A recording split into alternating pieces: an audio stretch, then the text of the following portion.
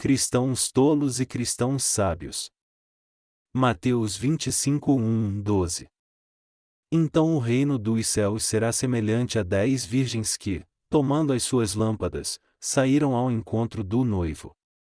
5 eram insensatas e 5, prudentes. As insensatas, ao tomarem as suas lâmpadas, não levaram azeite consigo. Mas as prudentes levaram azeite em suas vasilhas, com as suas lâmpadas. Demorando o noivo, todas elas acabaram cochilando e dormindo. Mas, à meia-noite ouviu-se um grito, e aí vem o noivo, saía ao seu encontro. Então todas aquelas virgens se levantaram e prepararam as suas lâmpadas. E as insensatas disseram às prudentes: Dai-nos do vosso azeite, as nossas lâmpadas se apagam. Mas as prudentes responderam: Não seja o caso que nos falte a nós e a vós. Ide antes aos que o vendem, e comprai-o. E, tendo elas ido comprá-lo, chegou o noivo. As virgens que estavam preparadas entraram com ele para as bodas. E fechou-se a porta. Mais tarde, chegaram também as outras virgens, dizendo-lhe: Senhor, Senhor, abre-nos a porta. Mas ele respondeu: Em verdade vos digo que não vos conheço. Olá para todos. Como vocês estão hoje? A passagem bíblica de hoje nos lembra que havia 5 virgens sábias e 5 insensatas que foram ao encontro do noivo. As virgens insensatas pediram para que as sábias dividissem o seu azeite porque suas lâmpadas estavam vazias. As virgens sábias responderam: Não seja o caso que nos falte a nós e a vós. Ide antes aos que o vendem, e comprai-o. O noivo veio enquanto as insensatas saíram para comprar o azeite, e as sábias que tinham guardado azeite em suas lâmpadas puderam ir com ele ao casamento, e a porta foi fechada. As virgens insensatas então voltaram e disseram: Senhor, Senhor, abre-nos a porta. Mas o Senhor respondeu: Em verdade vos digo que não vos conheço. Esse é o assunto principal dessa passagem. No cristianismo de hoje há 2 tipos de fé, e a fé insensata e a fé sábia. Há religiosos e sensatos no cristianismo, e eles são os que creem no cristianismo como uma religião. Se Jesus apagou ou não todos os pecados do mundo para eles não interessa. Ao contrário, eles são guiados por onde sua paixão os levar. É difícil lidar com essas pessoas que só se sentam lá e nos menosprezam. Aqui nessa história as virgens insensatas estavam fazendo o seu melhor, mas o Senhor, que é mesmo o noivo, já tinha voltado. Mas mesmo assim, elas ainda estavam fazendo uma confusão para comprar o azeite. Entre muitos cristãos hoje em dia, há aqueles que vão de uma oração a outra, de uma conferência bíblica a outra, e a cada encontro de avivamento como borboletas espirituais, porque desejam estar cheios de paixão religiosa. Quando vão a um encontro de avivamento, se jogam no chão, aplaudem, criam todo tipo de agito, levantam sua cabeça para que todos no encontro possam orar com eles com imposição de mãos. Essas pessoas tomam até atitudes extremas como ir para cavernas escuras, ajoelhar nas pedras e orar bem alto a Deus. As 10 virgens da passagem bíblica de hoje mostram as pessoas que estão no cristianismo e que só creem em Jesus de aparência. Quem essas virgens estavam esperando? Todas estavam esperando por Jesus, o noivo. Elas tinham que preparar algo enquanto esperavam o seu noivo. Elas tinham que preparar azeite para pôr nas lâmpadas. Se você colocar azeite na lâmpada sem deixar derramar e conseguir acendê-la, o pavio dentro do azeite irá queimar criando a luz. Como o pavio absorve o azeite, a chama do pavio irá queimar o azeite. Assim é certo que a chama não apagará, e a lâmpada dará sua luz. Mas se você acender o pavio de uma lâmpada que não há azeite, a chama só acenderá rapidamente e logo se apagará. Os cristãos que creem e seguem a Jesus como uma tradição ou uma religião são assim.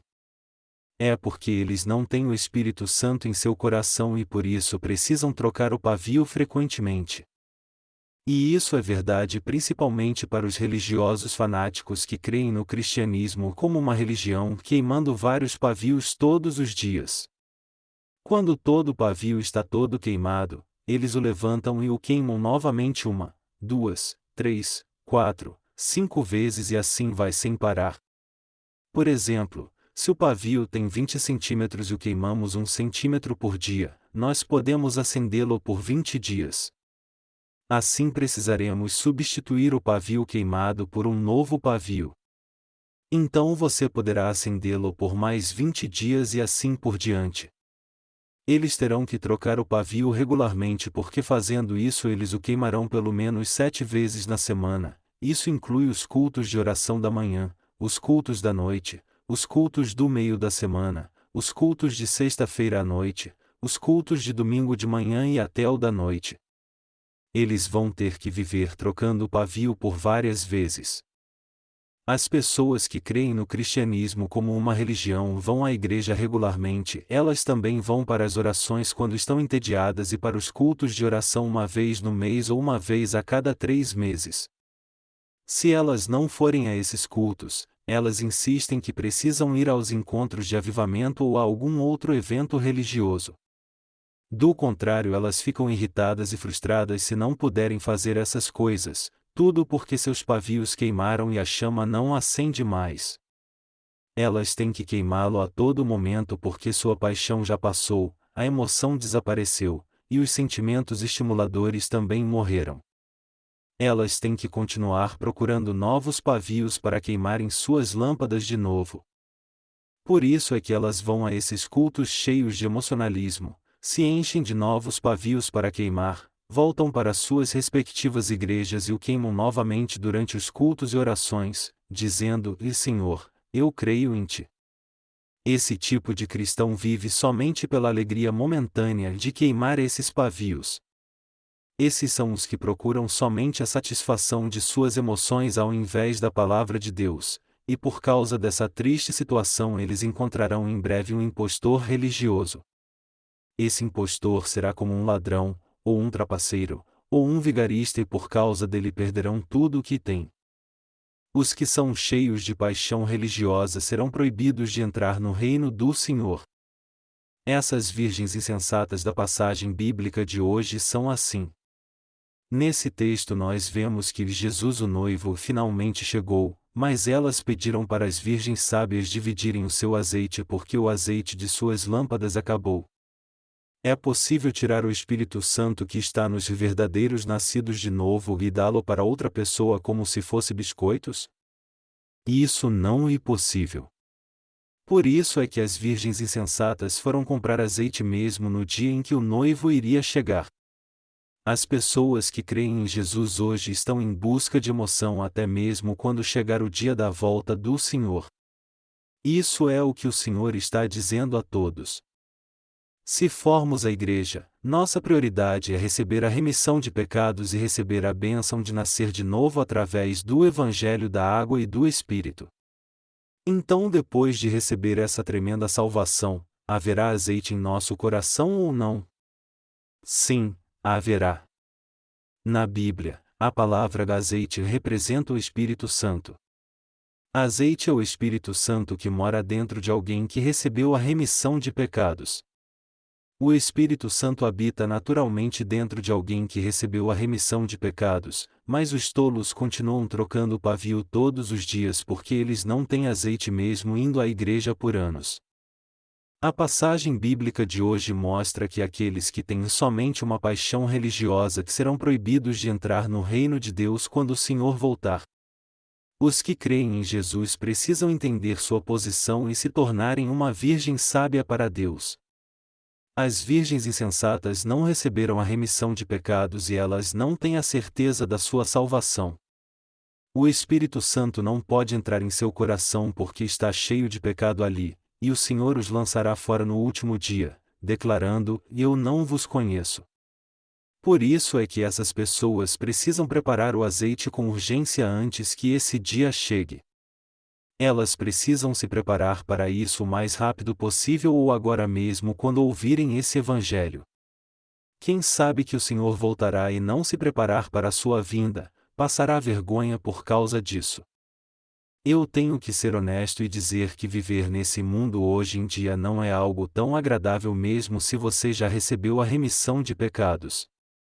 Há momentos em que viver pode ser muito cansativo, difícil, chato e aborrecido. Mas apesar desses sentimentos, no versículo 10 nós lemos que os sábios já prepararam o seu azeite. Isso significa que eles já prepararam seu azeite de antemão. Por isso é que eles poderão ir para o casamento, isto é, o reino dos céus. Então, se é assim que vai acontecer, vamos ver agora na Bíblia como devemos preparar o azeite, que é o Espírito Santo. A fé sábia é aquela que tem o azeite. Você precisa preparar o azeite como as virgens sábias que esperavam pelo noivo.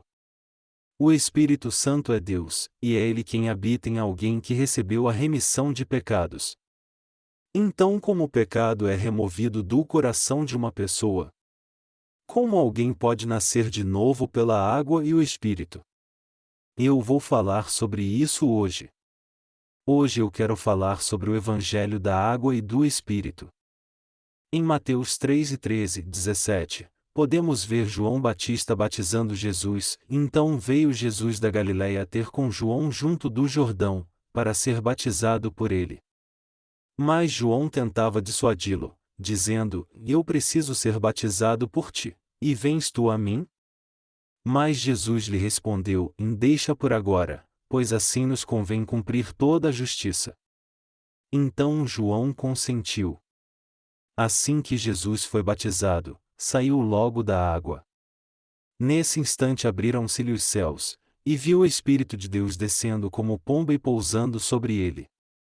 E uma voz dos céus disse: Este é o meu Filho amado, em quem me comprazo.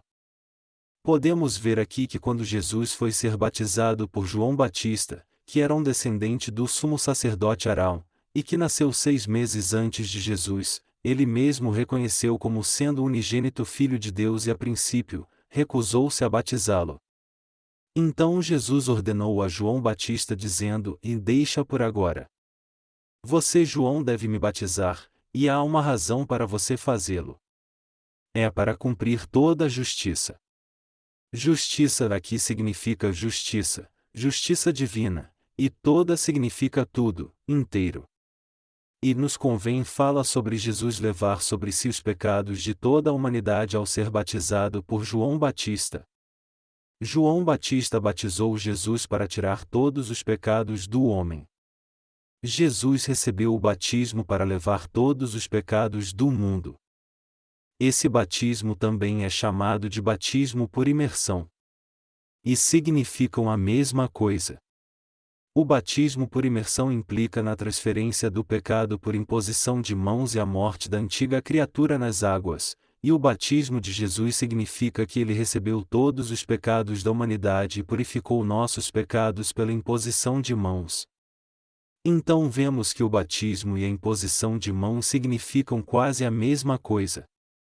Dessa forma Jesus recebeu o batismo, que era o método mais apropriado para cumprir toda a justiça, para salvar cada ser humano de todos os pecados do seu coração e de todos os pecados que ele iria cometer em sua vida. Sobre João Batista. Então quem é esse João Batista que batizou Jesus? Para reconhecer Jesus como Salvador e crer nele, nós precisamos entender o testemunho de João Batista. Através do texto bíblico que vamos estudar, nós veremos que João Batista é alguém importante que não pode ficar de fora da nossa discussão sobre a questão da nossa salvação. Precisamos mesmo reconhecer que João Batista foi o maior dentre os nascidos de mulher, Mateus 11h11. Ele é o representante de toda a raça humana. Deus, em seu grande plano para salvar o homem, enviou João Batista a esse mundo 6 meses antes de Jesus. A Bíblia nos diz que João Batista foi um servo de Deus do qual foi profetizado pelo sumo sacerdote Zacarias, e ele também era um descendente de Arão. Lucas 1h05. Vamos verificar isso agora à luz da palavra para ver se João Batista era realmente um servo de Deus ou se isso é algo que eu inventei da minha cabeça. Vamos ler juntos. Em Mateus 11h11 diz: Em verdade vos digo que, entre os que de mulher têm nascido, não apareceu alguém maior do que João Batista, contudo, o menor no reino dos céus é maior do que ele. E o versículo 14 diz: E, se quiserdes dar crédito, ele é o Elias que havia de vir. E também em Malaquias 4:5-6 no Antigo Testamento diz: Vede, eu vos enviarei o profeta Elias, antes que venha o dia grande e terrível do Senhor. Ele converterá o coração dos pais aos filhos, e o coração dos filhos aos pais, para que eu não venha e fira a terra com maldição. Também podemos ver no livro de Malaquias que havia uma promessa principal que Deus fez ao homem através desse profeta Malaquias no final do Antigo Testamento que dizia que ele enviaria Elias. Contudo, a Bíblia nos diz que o profeta Elias já tinha sido levado. Isso aconteceu um pouco antes de ele ir se encontrar com o Senhor numa carruagem de fogo. Na verdade, Elias foi arrebatado enquanto estava vivo. Deus disse que enviaria de novo esse mesmo Elias. É fácil algumas pessoas pensarem em Deus está enviando Elias de novo a esta terra porque ele não morreu de uma morte natural neste mundo. Mateus 11h14 nos diz claramente: E, se quiserdes dar crédito, ele é o Elias que havia de vir. Deus testifica claramente que João Batista é de fato o profeta Elias. E o Evangelho de Mateus capítulo 11 versículo 11 também declara: Em verdade vos digo que, entre os que de mulher têm nascido, não apareceu alguém maior do que João Batista, contudo, o menor no reino dos céus é maior do que ele. Além disso, nos versículos 12 e 13 nós lemos: Desde os dias de João Batista até agora, faz-se violência ao reino dos céus, e pela força apoderam-se dele. Pois todos os profetas e a lei profetizaram até João. Isso significa que o Antigo Testamento termina mesmo com João Batista. Então, como começa e termina o Novo Testamento? O Novo Testamento começa com a primeira vinda de Jesus e termina com Jesus voltando a esta terra novamente. Mateus 11h12 declara: Desde os dias de João Batista até agora, faz-se violência ao reino dos céus, e pela força apoderam-se dele, e pela força apoderam-se dele implica em destruir com violência e roubar pela força no texto original. É fácil as pessoas pensarem que os humildes e retos entrarão no reino de Deus, e não alguém que tem uma natureza violenta. Mas o que precisamos ter em mente é que a Bíblia não é igual ao nosso modo de pensar. Aqui, por exemplo, o significado das Escrituras é muito claro, e não há nada de errado com ele. Então, se esse é o caso, não podemos evitar de fazer a seguinte pergunta: o que João Batista fez de tão importante que nos permite entrar pela fé no reino de Deus daquele dia em diante? É muito importante você entender isso completamente, pois significa que se alguém crer firmemente no que João Batista fez nessa terra e no que Jesus fez, ele receberá a remissão de pecados pela fé e entrará no reino dos céus. Contudo, devemos saber que os que creem em Jesus como uma religião serão proibidos de entrar no reino dos céus. Os que estão embriagados de religião não poderão entrar no reino dos céus. Tudo o que importa para eles é alimentar suas emoções, e tentar fazer essas coisas satisfazendo seus próprios pensamentos e sentimentos. Eles creem em Jesus simplesmente como uma religião, como o confucionismo ou o budismo. Então eles só estão fingindo ser humildes e justos, e além disso, continuam fazendo suas usuais orações de arrependimento, retiros de oração no monte, dizimando e fazendo serviços voluntários. Eles se recusam a aceitar que João Batista agiu conforme as Escrituras, vindo no caminho da justiça e inclusive até a obra que Jesus fez. Por causa desses atos teimosos e desobedientes, eles serão lançados fora da vontade de Deus por viverem para si mesmos. Mateus 21h32, Lucas 7h30. Eles estão convencidos e satisfeitos com a própria justiça como se bebessem de uma bebida chamada emoção, igual às pessoas que estão intoxicadas com álcool. Eu poderia falar muito mais sobre isso detalhadamente. Mas o tempo é curto e o que eu estou dizendo é que uma pessoa religiosa não aceita o que João Batista fez ao vir no caminho da justiça. João Batista participou da obra da salvação cumprindo toda a justiça ao batizar Jesus, pois fazendo isso ele transferiu todos os pecados do homem para ele. A palavra justus mencionada aqui significa a justiça de Deus.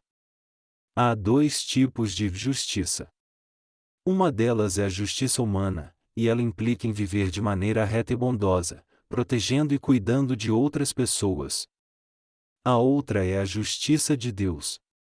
Quando todos nesse mundo pecaram por desobedecerem seus mandamentos, foi através da bondade e benevolência de Deus que toda a humanidade foi salva, ao fazê-los sem pecado através de seu próprio Filho que levou todos os pecados do mundo. A justiça de Deus é a verdadeira justiça. Se João Batista não tivesse completado a obra de transferir todos os pecados do homem para Jesus ao batizá-lo, nós nunca poderíamos ter nos tornado sem pecado. Se isso tivesse acontecido, significa que ainda teríamos pecado em nosso coração, não importa o quanto nos esforçássemos para crer em Jesus. Por isso é tão importante nós sabermos que Jesus recebeu o batismo que purificou todos os nossos pecados. Quando ainda temos pecado do ponto de vista de Deus, Ele não somente olha essa situação e diz, todos os seus pecados foram purificados ou você é justo. Isso porque Deus é Deus, e é impossível Ele mentir. Deus transferiu todos os pecados da humanidade para Jesus através do batismo de João Batista, que antes foi escolhido como representante de toda a humanidade. Todos os pecados do mundo foram perfeitamente purificados por seu batismo, e o resultado disso é que não temos mais pecado em nosso coração. O Senhor, através de seu ato justo, purificou perfeitamente todos os pecados do mundo. Após ser batizado, Jesus se tornou o Cordeiro sacrificial de Deus que levou os pecados de toda a humanidade para a cruz por causa da desobediência de um homem. Romanos 5:19. Devemos entender completamente essas palavras importantes em João 1h29. Eis o Cordeiro de Deus, que tira o pecado do mundo. Esse foi o testemunho que João Batista compartilhou com seus discípulos e com todos no mundo 2 dias após ele batizar Jesus no Rio Jordão. 12 tipos de pecado. Agora eu gostaria de parar e perguntar a todos se admitem ou não diante da palavra de Deus que todos, incluindo vocês mesmos, nasceram em pecado e que são criaturas incapazes de viver sem pecar.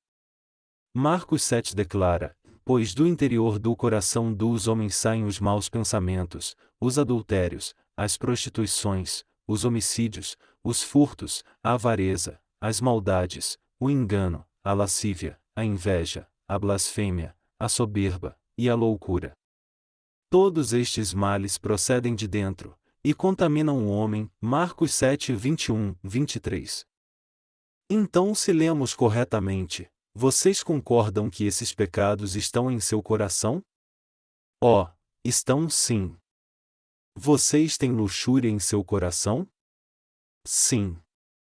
Vocês têm um coração de ladrão? Sim. Há alguém que tenha olhado os bens de outra pessoa e os tenha cobiçado? Sim. Há alguém que já enganou outra pessoa?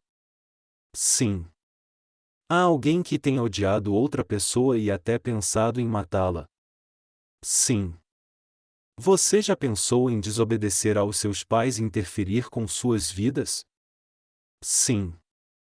Em seu coração, e esse pecado é grande, nunca houve algum pensamento de matar seus pais e filhos para ser o beneficiário do seu seguro? Sim, estou certo que houve. Por favor, entendam e creiam na verdade bíblica de que todos somos pessoas que nasceram com esses 12 pecados diante de Deus.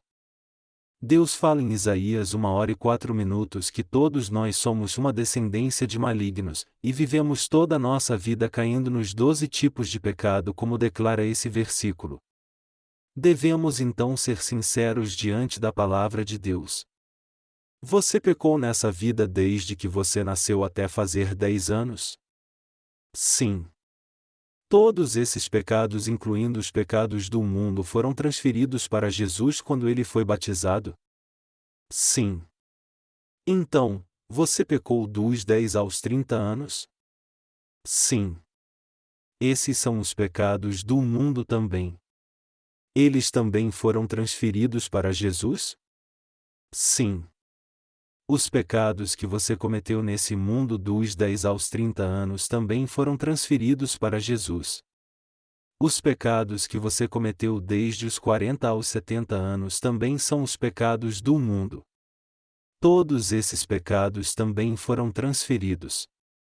Deus hoje dá a salvação aos que creem em Jesus como seu Salvador, porque Ele tomou sobre si todos os pecados do homem da maneira mais correta através do seu batismo. Todos os nossos pecados foram transferidos para Jesus através do batismo que ele recebeu de João Batista na forma de imposição de mãos, e Jesus nos deu nova vida ao receber o julgamento da morte, ser pregado na cruz, derramar seu sangue, morrer na cruz, derrotar a morte, e ressuscitar dos mortos. Muitos cristãos religiosos hoje creem firmemente que eles recebem a remissão de pecados se oferecerem essas miseráveis orações de arrependimento. Precisamos parar um pouco aqui e pensar sobre isso. Se Jesus perdoa a cada um de nós sempre que fizermos essas orações de arrependimento, então Ele ainda não perdoou completamente todos os pecados do mundo. Na verdade, há muitos pecados que as pessoas ainda não cometeram. As pessoas são criaturas que não podem evitar de cometer pecado até o dia que morrerem. Então, por terem essa falsa crença, a justiça ainda não foi cumprida para esses que tentam se livrar dos seus pecados através desse método.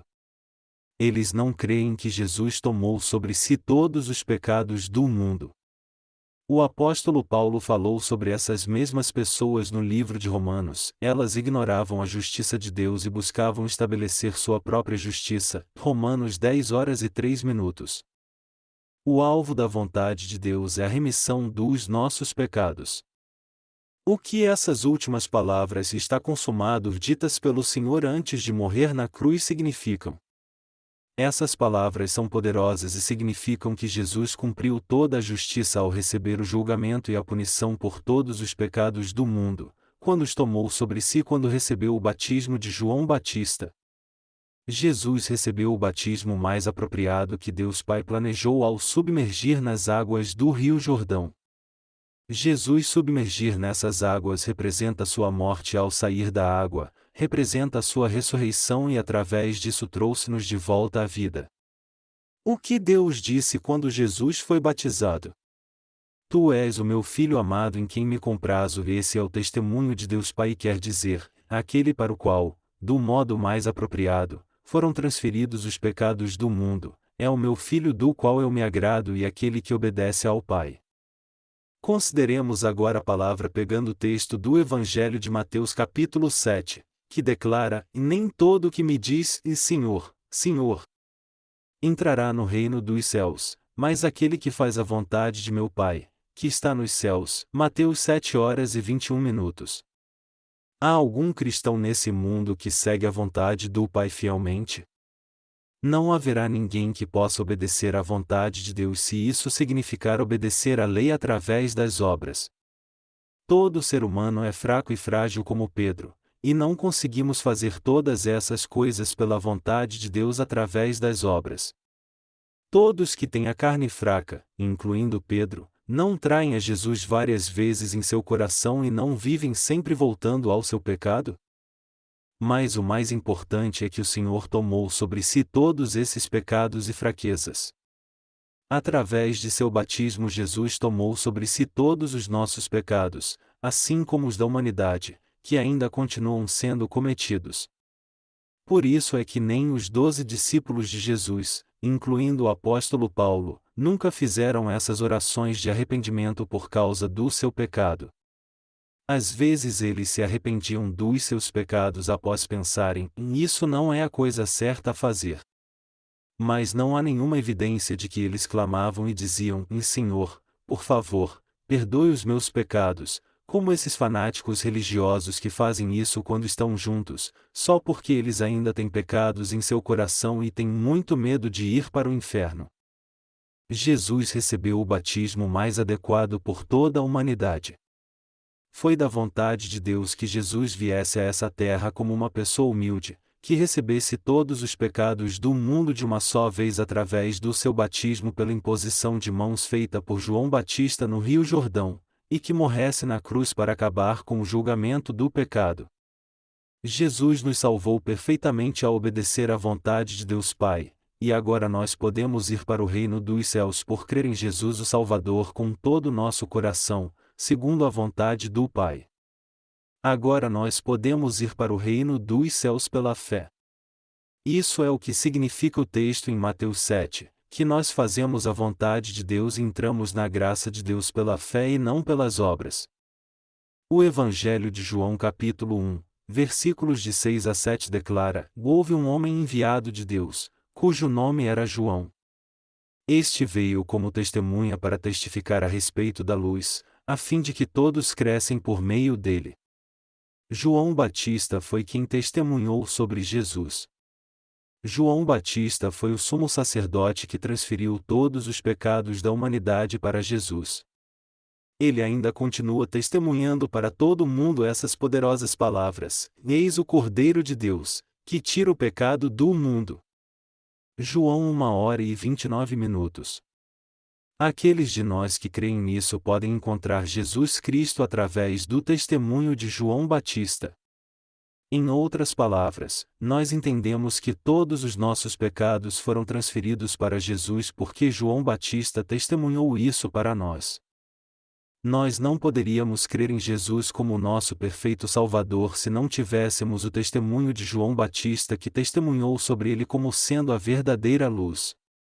Como resultado disso, nós agora podemos conhecer Jesus por causa do seu batismo e também pela palavra dita por João Batista. Jesus e João Batista completaram perfeitamente a obra da salvação por nós para que nunca mais sejamos considerados pecadores diante de Deus, mesmo se cometermos pecado no futuro. Pregue o Evangelho. O batismo que Jesus recebeu no início de sua vida pública foi o começo da obra da nossa salvação. Jesus disse para a mulher pega em adultério: nem eu também te condeno, João 8h11, e isso significa você não tem pecado porque eu tomei até mesmo esse pecado sobre mim. Jesus pregou o Evangelho da remissão dos pecados por 3 anos, como o exemplo da Bíblia citado acima. Ele derramou seu sangue, morreu na cruz pelo julgamento do pecado e ressuscitou no 3º dia, subiu aos céus, e com isso completou totalmente a nossa salvação. Os que creem nesse Evangelho recebem a remissão dos pecados e se tornam pessoas de fé sábias que prepararam o azeite, que é o Espírito Santo, dentro do seu coração. Nós conhecemos Jesus através do testemunho de João Batista, e fomos vestidos de toda a justiça crendo em tudo que ele fez pela nossa salvação. Agora, como pessoas justas, como a parábola das virgens sábias que esperavam o noivo, devemos também pregar a abençoada palavra sobre nascer de novo através da água e do Espírito para todas as pessoas desse mundo pelo resto das nossas vidas com fé, e fazer a vontade de Deus Pai. O Senhor nos ordena: prega a palavra, insta tempo e fora de tempo. 2 Timóteo 4h02.